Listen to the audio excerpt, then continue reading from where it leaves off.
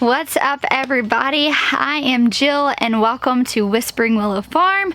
We are a family-owned farm and business based in Central Arkansas, and over the last probably 2 years or so we have ventured out of vegetable production and into cut flower production. And when I say venture out, we still certainly grow all of our own food for our family, but we quit selling a couple years ago and really kind of made that transition into selling cut flowers.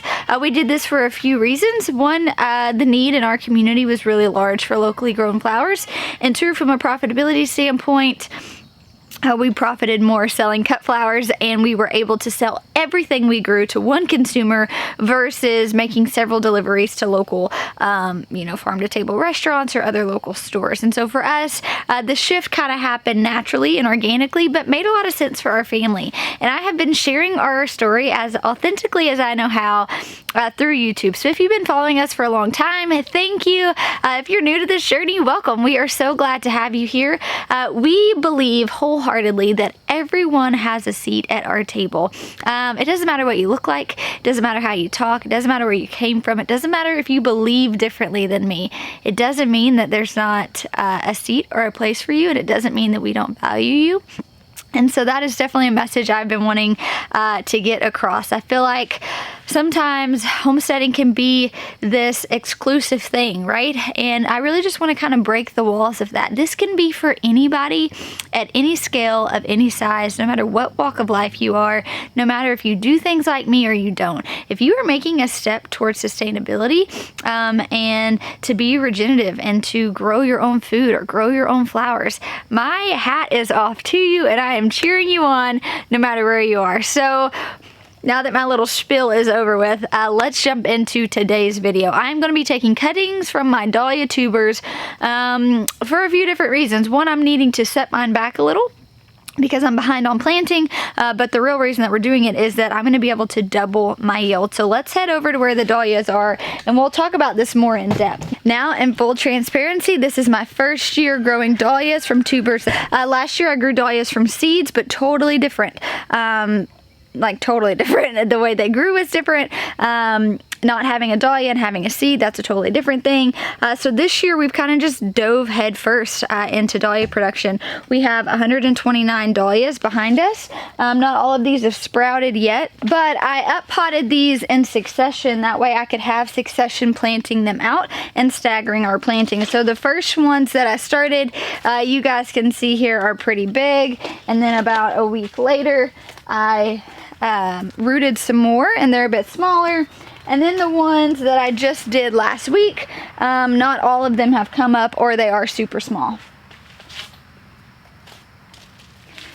And that would be this little guy here. So when we ordered Dahlia tubers, we did have them shipped in at different times just to kind of help us with this staggering. So when I had ordered the Dahlia tubers, I tried to split as many as I could, meaning if I saw more than one eye where I could cut the tuber in half and plant it, I did, which did allow us to have more plants than we had originally bought. And essentially, you're doing the same thing when you're taking the cutting.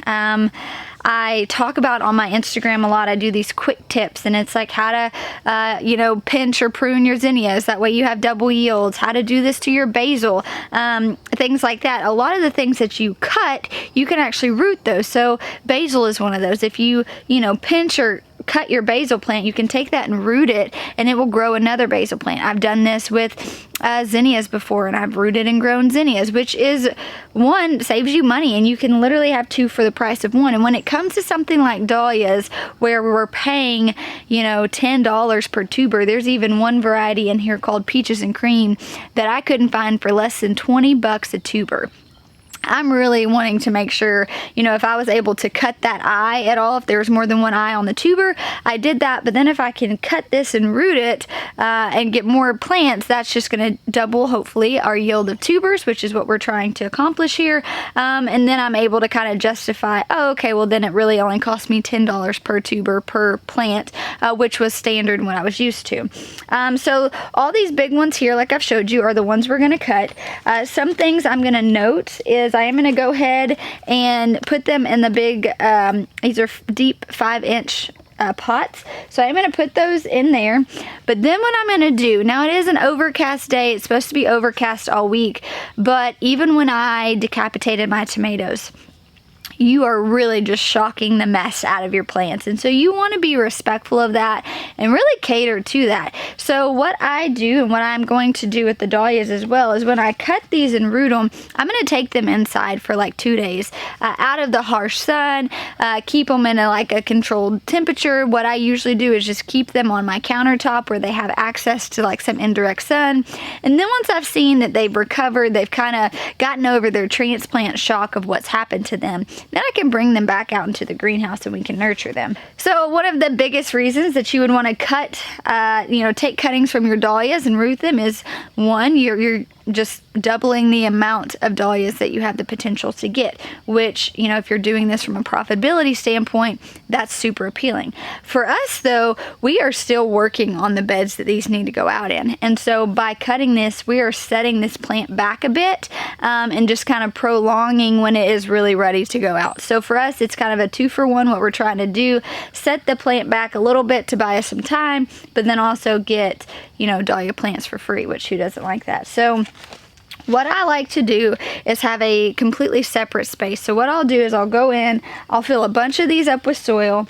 You are going to need a marker and plant tags. So I've got my plant tags and my marker here in my tool belt, which I just keep on my side.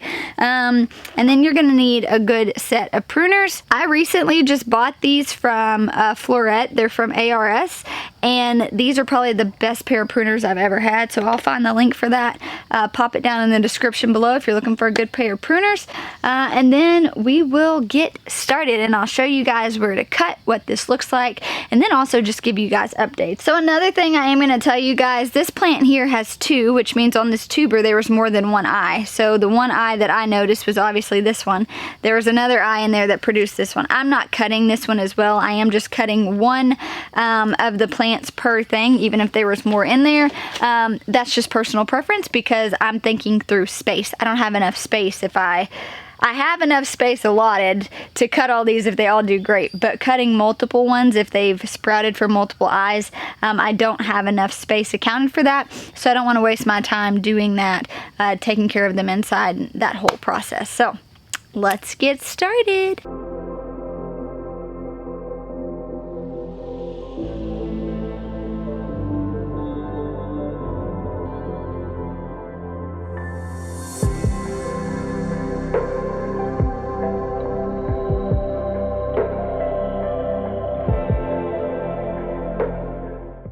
So there are a few things I have learned with dahlias that I will go ahead and tell you. And if you've done any research on this, maybe you've been thinking about growing dahlias, is they'll tell you that the tubers can rot super easily. That's a major complaint people have when growing dahlias. So what we have done, all the dahlias set up behind us, is we are watering every other day. We're really letting them dry out before we are watering them again, just to make sure that we're not overwatering them, causing any dampening off, things like that, which we have found to be pretty good for us in our climate. I'm in zone 7B. We did have some hotter days last week, high 90s. I was having to maybe water a bit more frequently or longer when I was watering, but now that it's overcast and we're kind of back to normal spring weather, I have found that the watering every other day is really great. I do have my soil pre-moistened, not saturated, but it is wet, which is nice too, so you're not immediately putting it into super dry soil, and so that's just one thing I'd probably take account of. So now the fun part, I have got an Arabian Night here, so I'm gonna go ahead and make my markers. I'm all about systems here, so I'll go through, I'll count how many Arabian Nights I plan on doing, I'll make the tags, I'll stick it in, that way we can just have this process pretty streamlined and I'm not having to like get a plant, figure out the name, write it out. And so it is helpful for me to figure out the fastest way to go about doing something and execute that quickly and well, especially since we're getting later in the day now. I need to do this before the sun ever starts peaking. That way I just give my plants enough time to kind of recover and me not shock them and then it immediately gets like crazy hot. So what I'm going to do is I'm going to count the varieties, go through, make all the tags, get them done, and then we'll get started.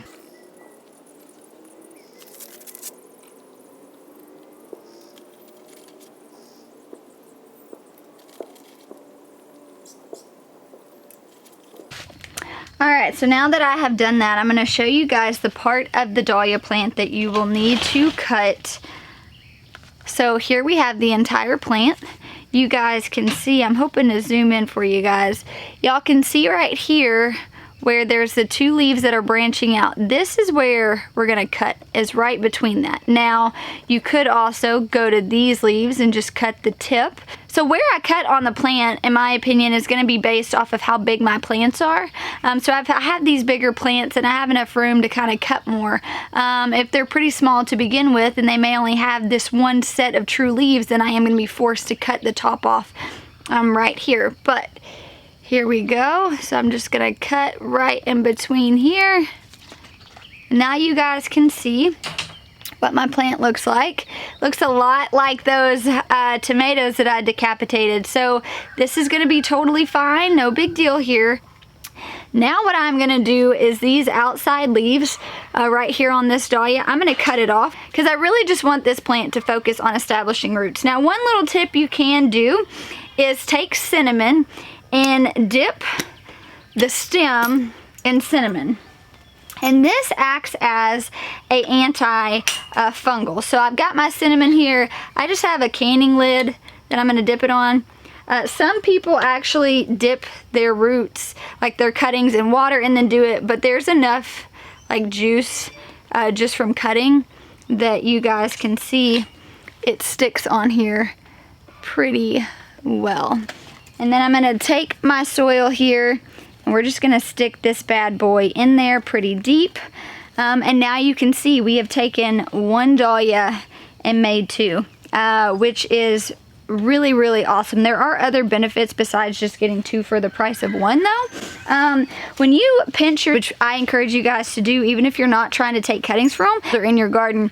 When you pinch them like this, it is going to encourage them to stay bushier and produce more, much like our zinnias and our basil. You'll hear us talk about, you know, pruning those or pinching those to ensure, one, just double the blooms and you have a better plant. Instead of just growing up straight or taller, it stays bushier, squattier, but produces so much more. So for us, just through honestly spending a lot of time researching this, we found that this method works really, really good for us. So it really is that simple. Like I had mentioned, I am going to keep these in the house for a few days. I will water them lightly, not saturating them, just a quick light water, keep them in the house for a few days. I will also make sure I'm checking on these pretty diligently, but this is a chore you want to do either earlier in the morning or later in the evening. Avoid doing anything like this in the hottest part of the day. It's just going to add additional stress to your plants that you don't really need to do and you can easily avoid it. So my quick tip today, how to take dahlia cuttings and root them to ensure you get double the amount of plants. So hope this was helpful and I'll talk to you guys soon.